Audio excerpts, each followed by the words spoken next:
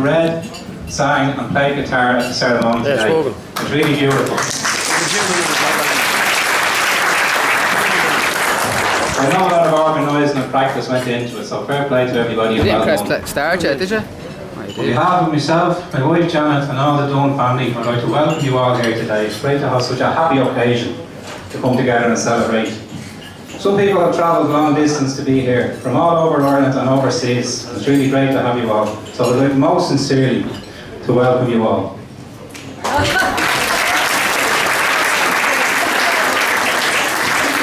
So I'd like to officially welcome Shane into the Dunn family. Shane has been part of our family now for some time, but today it's official and we're delighted to have him.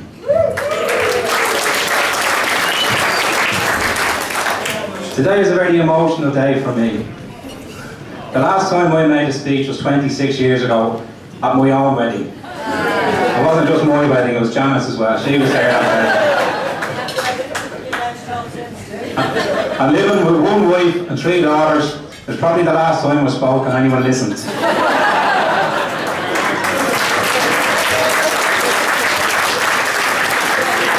I would like to pay tribute to my wife Janet, who apart from putting up with me for 26 years, did a great job bringing up the girls.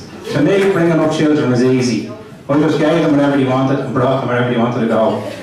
But it was up to Janet to put a bit of structure in all our lives, and I think she did a great job.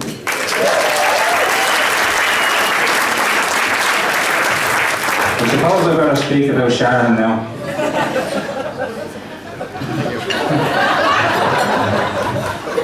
Sharon was our first child, and this parenting thing was quite new to us. There were a few challenges along the way. She made us laugh and she made us cry, but most of all she always made us proud. I was asked this morning, was I proud of my daughter today? I said I am, but I'm proud of my 3 daughters every day. And as a family, we are all very proud of the beautiful, confident young woman that Sharon has become.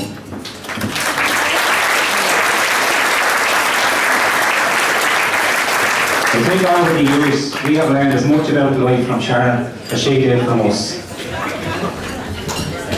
Growing up, Sharon was always independent and stood on her own 2 feet. But she didn't always rush into things, and she did listen to us the odd time. I remember when she was 4 years old, she actually packed her bag and told us she was leaving home. But I'll never forget it. She stood at the hall door in a little green overcoat, a pair of jeans, and her pink Doc Martens, which she loved. Now we asked her to take her time and have a little think about it. So she did, and today she's finally getting around to going.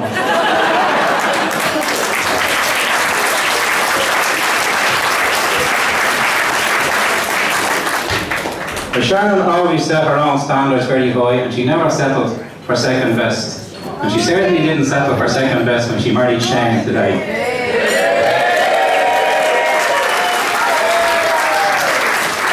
I suppose as parents, you never stop worrying about your children, especially when they get a bit older and you no longer have control over where they go, who they meet and what they do.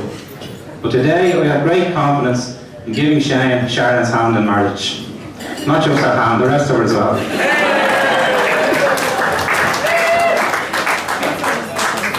Now is the time we should tell a funny story about Shane. But at this stage I think he knows more about me than I do about him, so hopefully we can call it truce. In fact, what can you say about Shane? Except he's the nicest guy anyone could ever meet. He has the maddest sense of humour I ever came across. He's a wicked dancer, which you will all see later on. But at the same time, he has a great sense of responsibility. It was easy to see, well, it's Shane I'm talking about. It was easy to see how Shane is such a great guy once you meet his family. It's been a pleasure for myself and Janet to get to know Declan, Siobhan, Darla and Niamh. And I would like to thank them for always making Sharon so welcome in their family. It means a lot to us.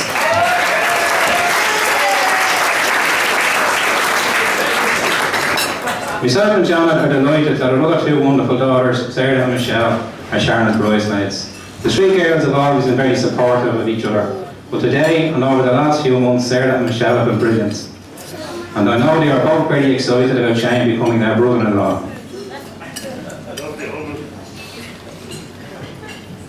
I would like to pay a special tribute to two very special people in my life. My own mother and father, Sharon's grandparents. I know how proud they are of Sharon and Shane today.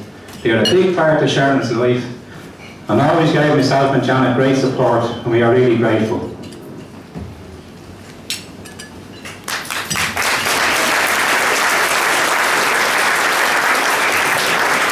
One special person I would like to remember today is Sharon's other grandmother, Nanny Coleman as she was known. She had a great love for all our grandchildren, but for the first few years of Sharon's life, we lived with Nanny, so Sharon had a special bond with her, and she was a big part of Sharon's early life. And I know she is looking down on us today and is a very proud woman indeed.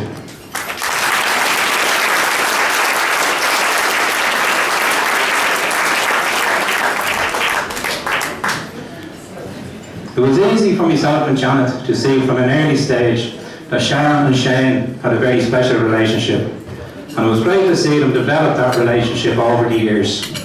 And now they have a great love for each other, a great understanding of each other, and are a great support to each other. And I know they will continue to love, understand and support each other, and will have a long and happy and wonderful life together. So now, can I ask you all to be upstanding, and I will propose as host.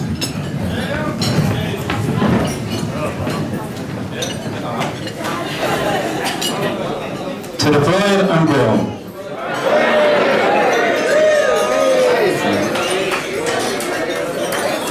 Now, you can all sit down again now.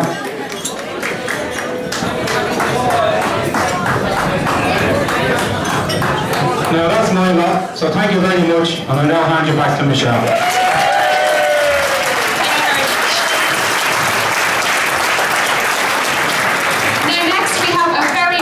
Father of the groom, Declan Canavan, to say a few words.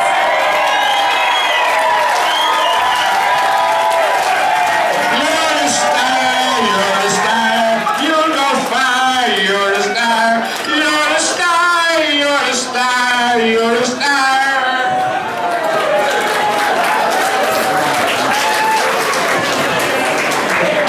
What can I say? All I have to do is welcome Sarah. Oh, Sharon, I need Sharon. He nearly married the wrong woman earlier on. But since Sharon came into the Canavan family, I looked up to her. Genuinely, I looked up to her. But no, she's always been welcome, and she just arrived, and I just presume she's one of us now. She's a Canavan. I'm probably a Rouse. But she's a Canavan. Recently we had a bereavement. We lost Shane's grandfather, Cecil. And Sharon got a phone call from Orla and says, Orla, will you take over the catering? So I came home from my house is like up around the sandwich bar. Sharon was making the sandwiches and Shane was eating them. But to cut a long story short, she got a phone call from Orla at 8 o'clock in the morning. So as we all do in our family at the moment, we never answer the phone to Sharon Orla. Now we're a member of the family, you don't have to answer the phone anymore.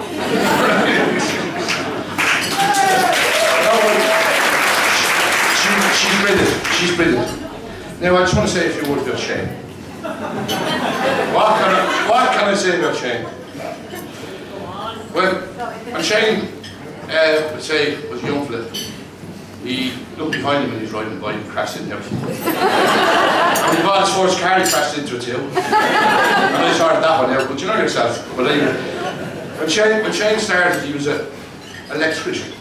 And when he was a young fella, and we used to go, when he was learning how to drive, we used to go across the back roads. I'd go over in the morning and the sweat would be rolling on, going back. But he went in all weathers and done it. And he got his, as Neil says, electricianship. That's what he calls his electricianship. And then when things went bad in the building, Shane went back and done his degree. And I'm very proud of him that he did actually educate himself, because a lot of people didn't. And now he has a job in Jaguar. And please God, he'll be riding a Jaguar Rover in the next.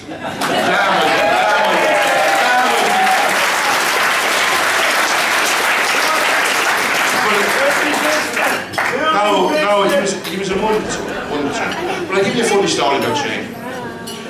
When Shane was about 3 or 4 years of age, Greg got a free rabbit now, right? He got a free rabbit, right? He got a free rabbit. So Shane was about 3 and he was chasing the rabbit around the garden. He couldn't catch the rabbit. So Shane decided to catch the rabbit with the garden now. So Shane dropped the garden on top of the rabbit. So I came home from work anyway, big white faces in the house.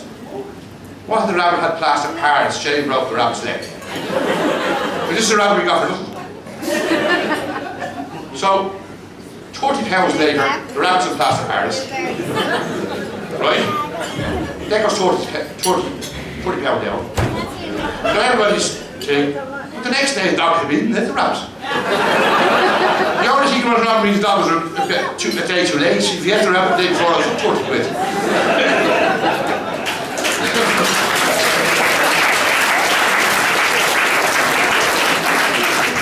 Now, I just want to say, Shane, he was a wonderful son, and in fairness to him, he's put his head down and he done what he had to do, and please God, they get on very well together now. And Sharon, I'm going to have to say Sharon, she's the boss, she's not the boss, I'm the boss, but we all listen to her, right?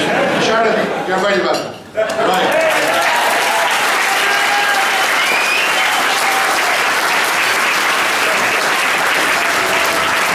Ladies and gentlemen, we have the main man himself, the groom, Mr. Shane Canavan.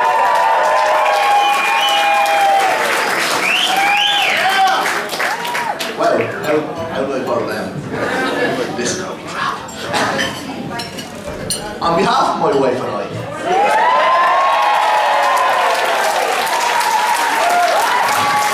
I'd like to thank you all for coming.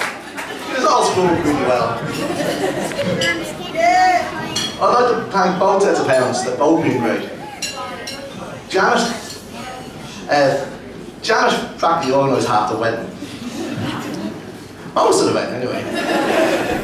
Tell you a story with Janet and the registrar.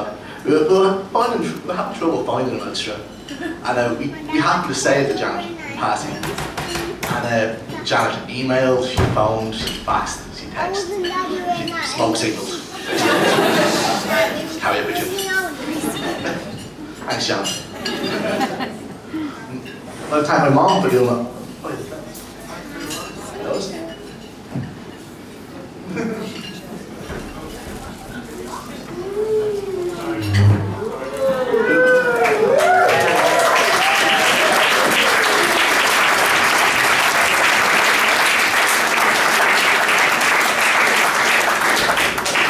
I'd also like to thank my mom for doing all the fellas that you see here today. Well, except these ones, I think. Oh, the other ones, not those.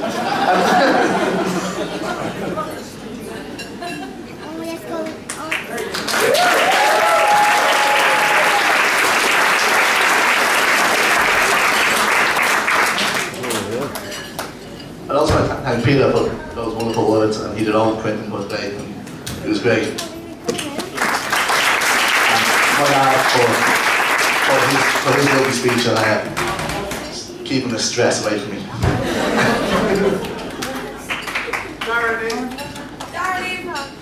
I'll come to you. I'd like to thank Anne, Shannon's second mom. She did all my handwriting today because she couldn't read it if I did it. She also kept Shannon and Janet very calm. Very helped.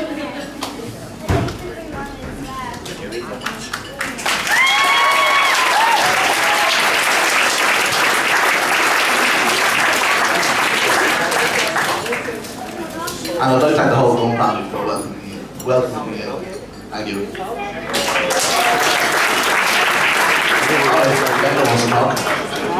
I just forgot. Sophie has a little present for Sharon and Shane. And all the way from Orlando.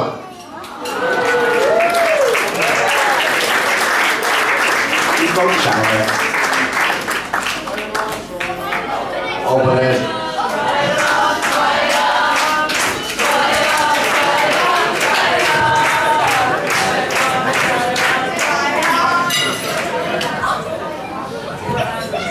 she's doing that, all you want. Now, Val and Neve. My brother and sister who are here today on a date with each other.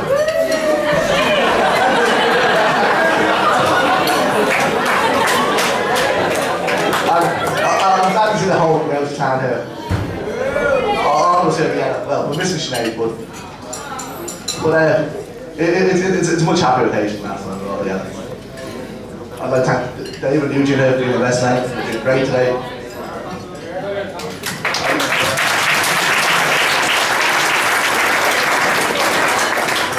I'd like to thank best man number 3, Finn Ryan.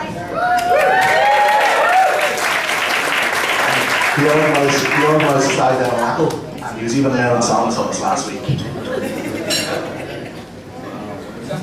I'd like to thank Foxy. Fucking arms killing me.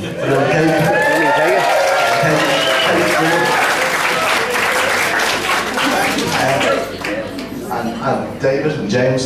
I'll pass it back to you for today.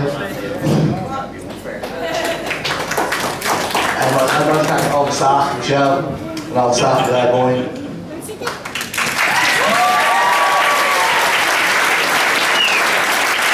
And all the people who started businesses to come here today. Rowan, Shannon's uncle, Shannon's family from Lancaster. I heard there's even someone here from Navan.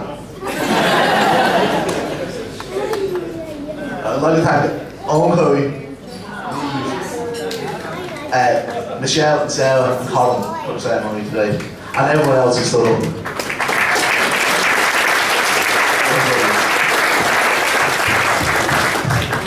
I'd also like to thank Sarah Doyle for the introduction.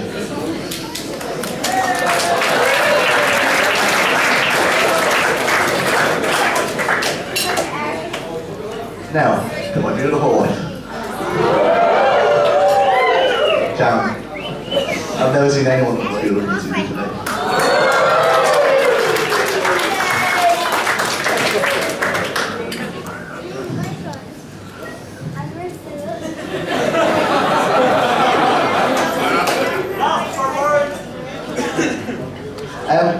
Me and Sharon were introduced by Sarah, as I said, and when I first met her, she scared me. She really scared me. And then we got chatting and moved on the night, and she scared me more.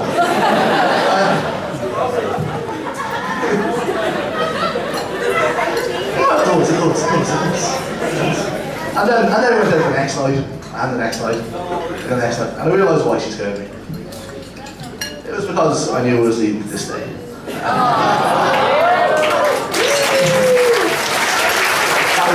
was very easy. I might not really.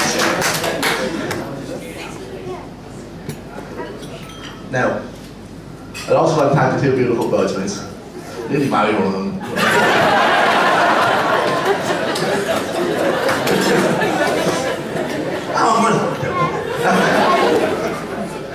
I'd like to propose a toast to the 2 beautiful bridesmaids.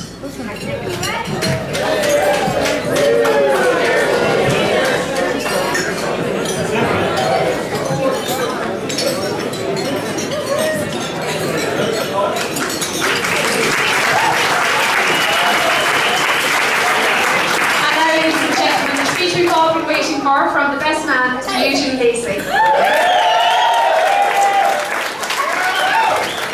This is probably the shortest speech. Being asked to be the best man is a huge honour, especially for a big day. And I'm delighted to say I was able to do it. For those of you who don't know me, my name is Eugene. I'm Shane's friend, or at least, yeah. There's a lot of youth out there, and I think he might have picked me because he doesn't like me, and that's why he wants me to talk.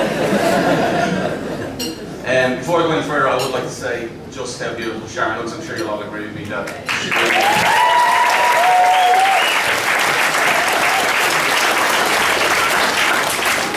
And we also can't forget her sisters, Sarah and Michelle, her bridesmaids, who look lovely.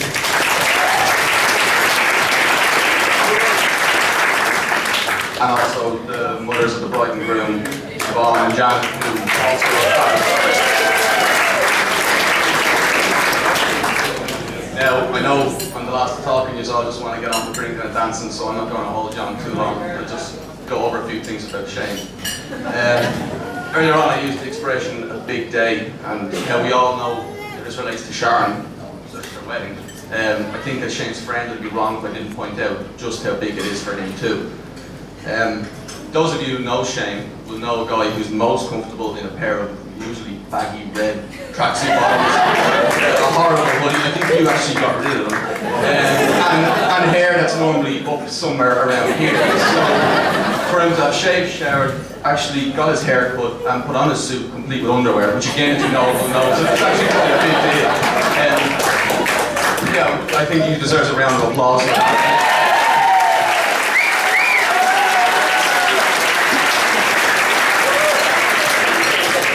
That said, I'm a little bit put out, he copied my suit today. I met Shane first about 20 years ago in primary school when he had different hair again. Go back to that. He had a bowl cut, which I assume you used to do. And he used to go everywhere in a Man United jersey. And he came down to St. Margaret's primary school, and he asked me to go down to his house and play with his train set. And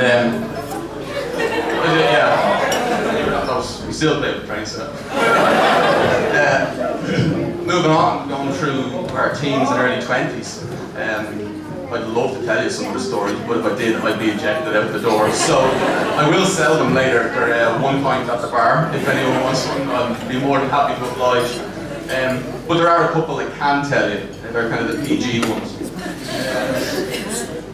16 and dumped for the first time. I told Shane what had happened. I was a little bit upset about it. And being the good friend that he is, his answer was, it was because she fancied me.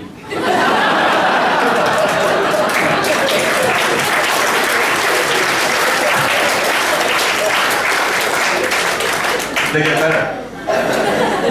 Non-uniform day, Port Margaret Community School, 2001. I assume you all know what non-uniform day is. Shane arrived on a pair of rollerblades wearing boxer shorts and a dressing gown. And was promptly sent home again. Non-uniform day 2002. 1 week before our leaving cert, Shane convinces me to dress up as Robin to as Batman. It's a slight problem, the costumes were sizes 3 to 4 years. There hasn't actually been a non-uniform day in the school since. In fact, I think poor Luca here was the victim. I think we decided he was a penguin or something, and we attacked him and chased him around the whole school. He's down there, so we can go after him later. 2004, Shane bought Steve, a 1987 Toyota Starlet. Q hits 1993 and Bob the Builder pumping out every window from the ghetto blaster on the back seat. But complete, of course, with a toy helicopter, super glued with chewing gum to the bonnet of the car for that extra touch of class. wouldn't be a car without a put on. But my personal, one most memorable for me that I can actually tell you here today is I was about 16 years of age and I was away with the Scouts and my phone wasn't working and Shane rang me and discovered this, so he typed in my phone number with a 5 at the start and he changed my voicemail to, "Hi, I'm Eugene and I'm gay." Fast forward 2 days when I finally got back into Signal and I had like about 50 phone calls from my mother who actually heard, "Hi, I'm Eugene and I'm dead." So I'm not quite sure how I was meant to have left that message, but there you go.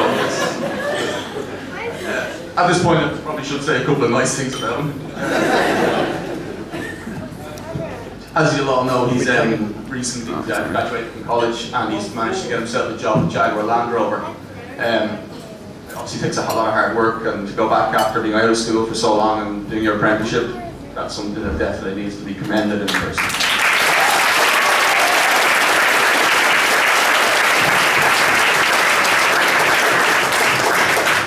I'd just like to say to Janet and Peter, this is the other side of your new son-in-law. I'm sure you've already met it, but he's very hard-working, determined, honest, loyal, and always with a great sense of fun. And for that very reason, you need never worry. In Shane, Sharon has the best husband she could ever hope for.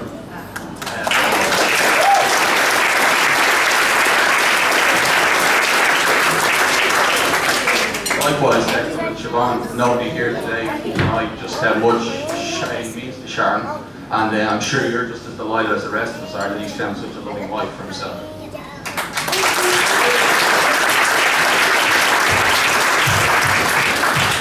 And on that note, I'd like you all to be upstanding and join me in a toast to the bride. Ladies and gentlemen, to the new Mr. and Mrs. Canavan. Thank you, you can start drinking. And